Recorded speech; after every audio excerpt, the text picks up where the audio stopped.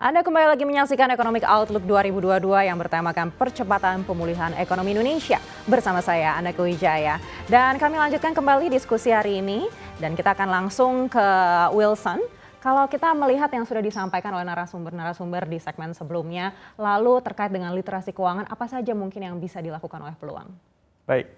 Jadi kembali lagi ya, tadi kalau mengenai definisi, literasi keuangan itu kan pemahaman dan juga keterampilan masyarakat ya untuk mengelola aset atau dana yang mereka miliki. Nah, disinilah kami melihat peluang juga ingin mengambil bagian bagaimana bisa mengedepankan pendidikan finansial. Pendidikan finansial kita itu lebih mungkin secara praktis kita mengadakan sesi-sesi misalnya yang melalui sosial media dengan para audiens atau user-user peluang. Dan memang luar biasa kita melihat traction-nya bahwa per hari ini tuh kita sudah punya pengguna lebih dari 4 juta user gitu kan. Bisa dibayangkan seperti apa animo dari masyarakat ya. Jadi kita juga ingin menangkap momen yang ada dan kemudian kita juga dari sisi platform ya, pendekatan dari sisi produk, kita memiliki banyak instrumen investasi di dalam platform. Jadi ada emas, reksadana, indeks saham, bahkan sampai ke kripto gitu. Nah, kenapa sih?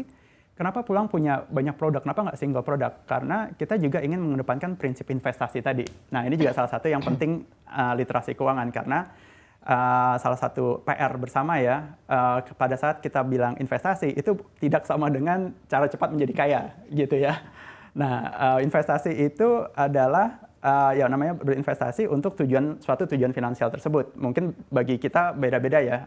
Saya mungkin investasi untuk keluarga saya ke depan, pendidikan anak saya misalnya, untuk yang masih kuliah mungkin untuk membeli suatu barang atau liburan gitu. Nah, ini adalah prinsip-prinsip investasi yang memang juga kita tekankan di dalam cara kita berbisnis dan beroperasi.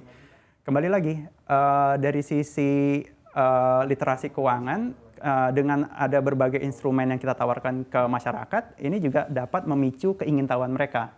Kalau kita bicara emas, itu mungkin yang paling lumrah ya di masyarakat. Oh, saya tahu beli emas gitu kan. Nah, biasanya dari sisi produk di platform itu memang salah satu yang masuk dulu ke kita. Nah, tapi secara organik dia akan melihat, oh ada reksadana juga gitu. Oh, reksadana imbal baliknya sekian. Kemudian ada kripto gitu ya. Oh, ini kita biasanya bilang kalau berinvestasilah di instrumen-instrumen yang memang Anda sudah pahami cara kerjanya gitu.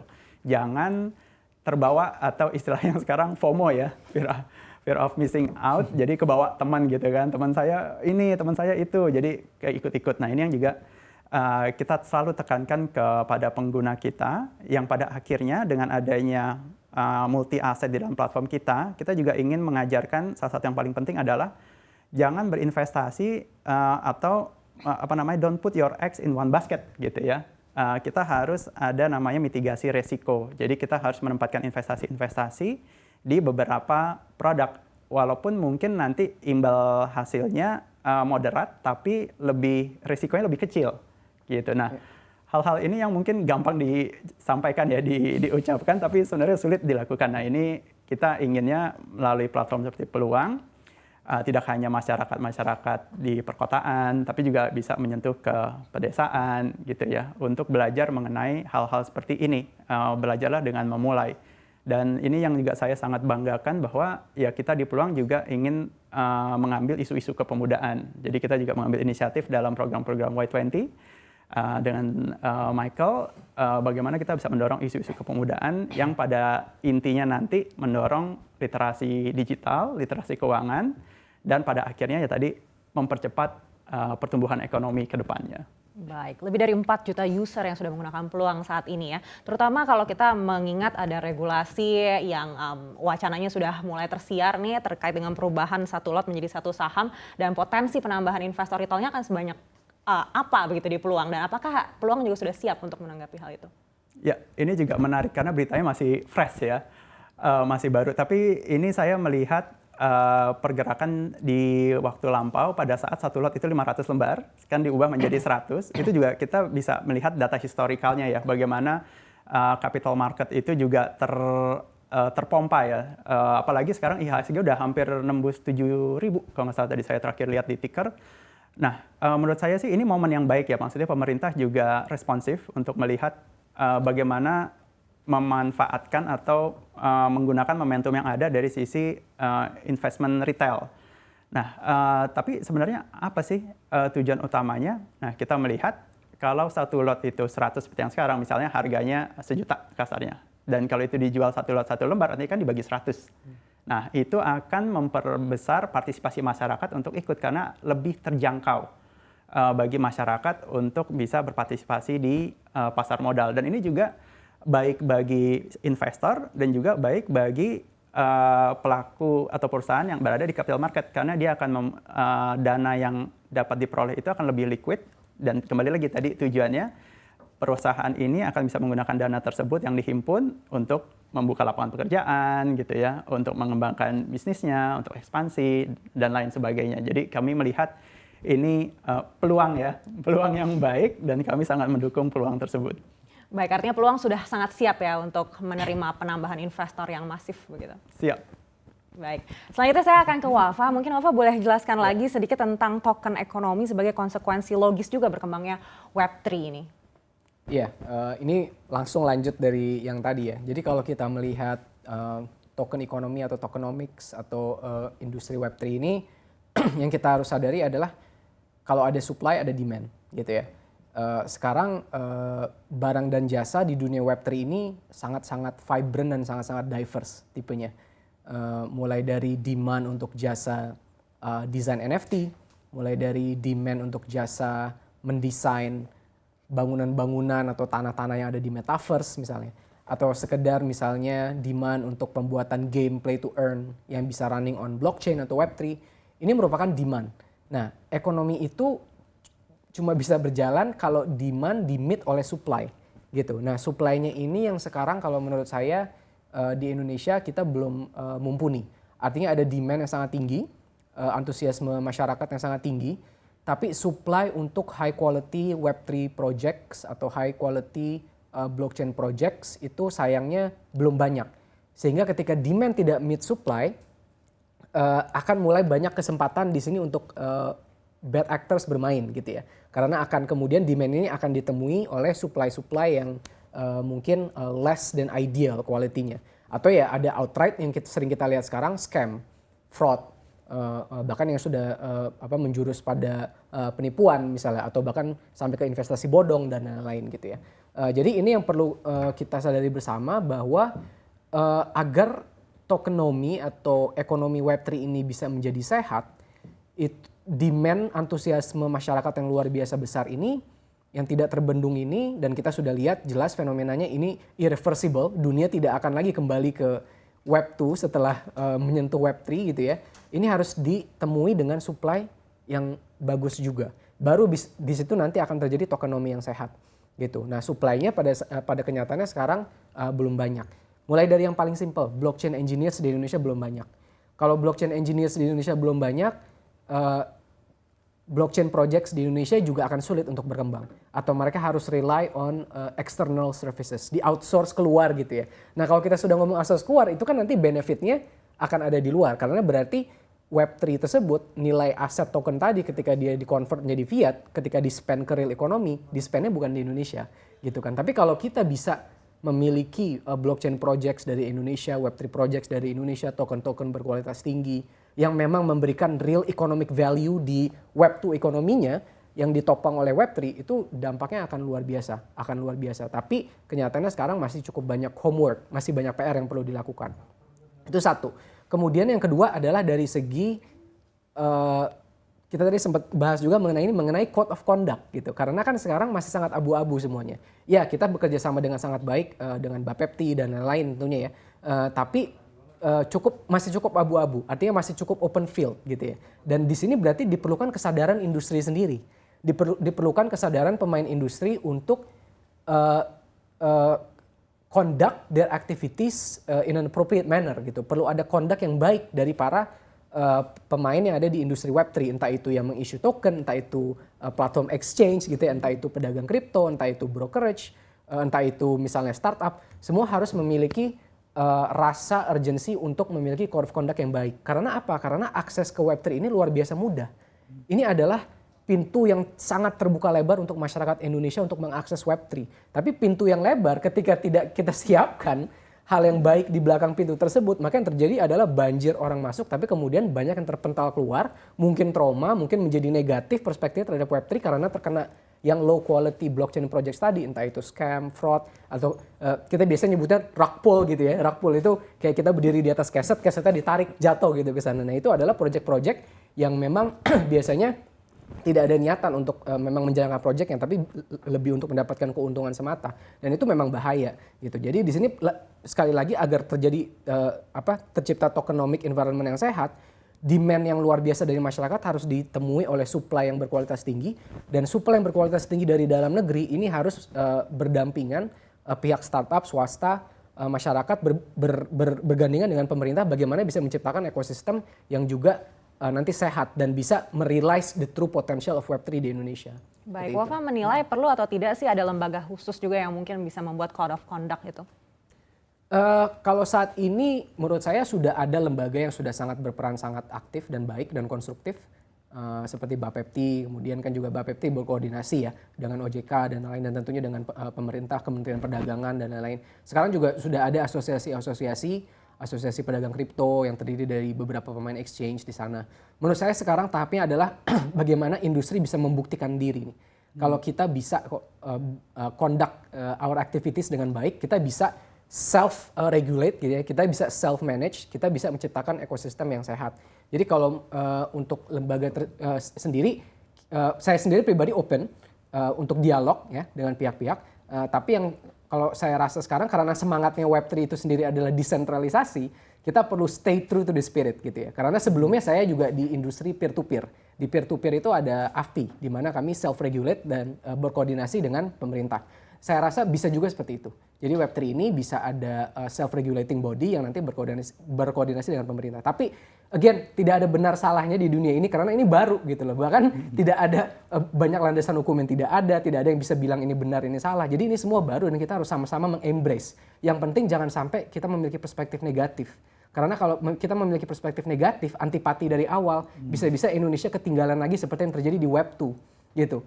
Ketika Eropa dan Amerika Serikat sudah Web 2 luar biasa dari tahun 90-an gitu ya, meskipun sempat terjadi bubble.com tapi kemudian naik lagi, Indonesia baru mulai meng-embrace fully itu sekitar tahun 2012 ke atas, dan itu terlambat 10 tahun. Jangan sampai Indonesia terlambat 10 tahun lagi. Kita bisa menjadi pemimpin karena Web3 ini mereset race-nya. Race-nya di reset nih, semua balik lagi ke start. Ayo lari sama-sama. Seperti itu sih. Baik, kita akan beralih lagi ke Mbak Dila.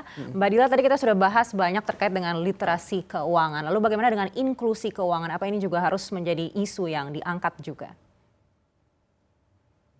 Baik, ya inklusi keuangan jelas kita ideologi kita aja udah bilang keadilan sosial bagi seluruh masyarakat. Jadi memang inklusi keuangan itu sudah menjadi mandat kita semua. Saya jadi sangat semangat nih dengerin gimana Web3 bisa berperan besar buat kita semua karena game changer banget untuk ningkatin inklusi gitu ya. Tentu dengan infrastruktur kita sudah sepakat bahwa infrastruktur menjadi satu prasyarat supaya inklusi keuangan dan literasi keuangan, investasi dan fintech segala macam itu bisa berjalan gitu. Nah, pemerintah memfasilitasi di situ. Tapi betul sekali drivernya adalah anak muda untuk menciptakan inklusi tadi, menciptakan literasi tadi. Kayak saya tahu sendiri Y20 itu sampai bikin acara di 4 kota di seluruh Indonesia supaya inklusinya itu merata. Terjadi pemerataan di situ untuk juga memitigasi digital divide tadi. Bahkan digital divide-nya bisa terjadi di kelompok urban versus kelompok suburban, rural kadang-kadang bisa lebih ngerti dibandingin teman-teman di urban. Jadi memang digital divide-nya udah mungkin udah nggak bisa dibilang fragmented, tapi anak muda lah yang berperan untuk gimana caranya supaya makin banyak nih yang mengerti mengenai gimana the workings of dunia keuangan digital economy gitu, bahkan sampai tokenomics tadi.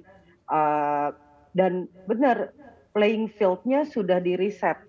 Jadi berkat Web3, berkat blockchain, sekarang it's everybody's game untuk bisa mempergunakan opportunity ini untuk bisa berkontribusi buat pembangunan, berkontribusi buat lingkungan sekitar gitu. Jadi nggak ada ini lagi, ya barrier-nya sudah lebih rendah lah buat anak muda untuk bisa terlibat, jadi untuk kita menciptakan kondisi digital economy yang inklusif tuh udah lebih mudah sekarang.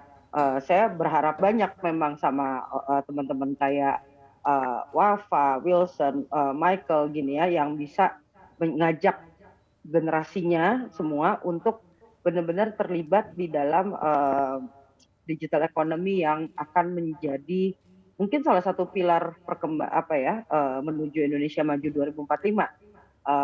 Saya lihat sendiri SDM-nya ada, memang masih kurang betul, tapi kita juga di pemerintah berusaha keras untuk ngedrive, kalau nggak salah kebutuhan kita 9 juta SDM di 2030. Jadi kita harus kejar itu. Banyak sekali pihak-pihak yang berkutat di pengembangan SDM ini. Kita juga sebagai pemerintah mencoba memfasilitasi, dan tadi poin self regulating ini juga sangat penting, karena di sini posisi pemerintah bukan untuk curbing gitu ya, tapi untuk gimana caranya ini flourish, tentunya dengan memperhatikan jangan sampai terjadi bad actors seperti yang tadi disebut. Jadi gimana caranya transformasi digital ini bisa memberikan manfaat yang sebanyak-banyaknya buat masyarakat melalui regulasi, melalui fasilitasi, yang akhirnya bahwa inklusi ini 270 juta penduduk Indonesia ini aset besar ini untuk kita bisa mempergunakan teknologi yang notabene baru lah gitu, dan jangan sampai kita ketinggalan lagi. Itu besar sekali ini investasi pemerintah, investasi swasta di bidang SDM, karena tanpa SDM yang baik percuma kita punya infrastruktur. Jadi infrastruktur tetap dibangun, SDM tetap dibangun, tata kelola ekosistem itu juga penting sekali. Gimana caranya pemerintah menyiapkan regulasi yang ngedorong supaya ekosistem yang bagus itu tercipta, yang akhirnya bawa manfaat buat kita semua. Jangan sampai ketinggalan kereta lah gitu. Jangan sampai kita dipergunakan sebagai consumer aja.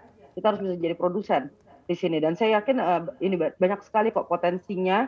Anak-anak muda kayak Wafa dan Wilson ini mencengangkan lah buat saya.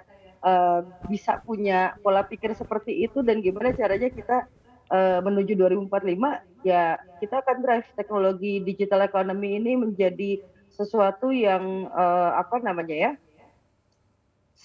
mungkin sebagai contributing sector yang cukup besar di Indonesia. Potensinya tadi berapa, 4.000 triliun gitu ya.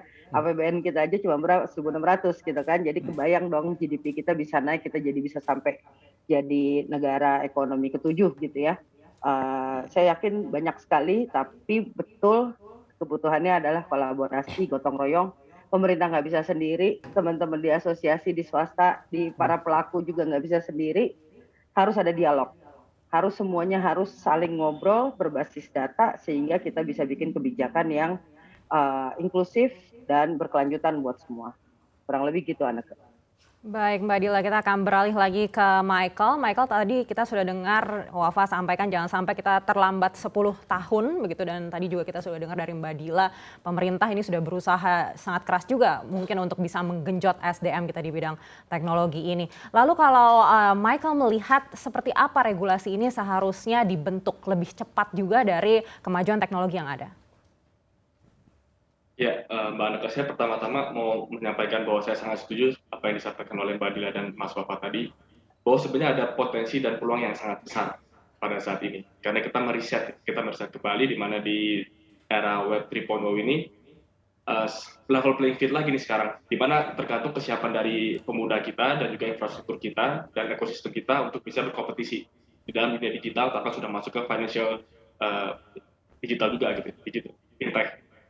Dan kalau yang kita butuhkan dari pemerintah, saya rasa peran pemerintah tentu sangat penting di sini.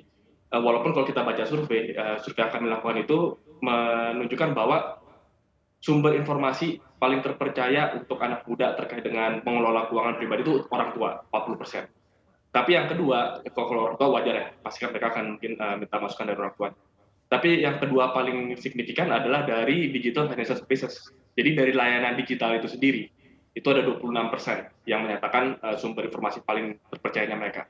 Tapi di bawah itu ada dari teman-teman dan kemudian 23% itu dari social media influencer. Nah ini sebenarnya sekali lagi apa yang terjadi di Indonesia juga gitu.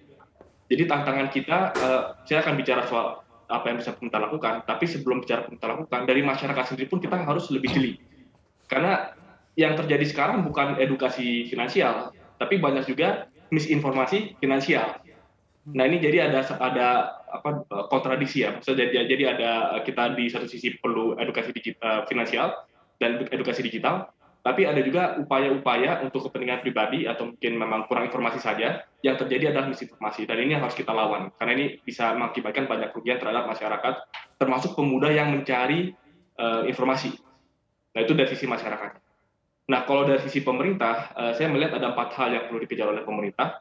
Yang pertama adalah infrastruktur. Bagaimanapun backbone kita tetap harus punya infrastruktur yang kuat. Jadi kalau kita bicara soal partisipasi di dalam ekonomi digital yang potensinya 4.700 triliun itu tidak akan bisa terjadi kalau infrastruktur digitalnya tidak kuat.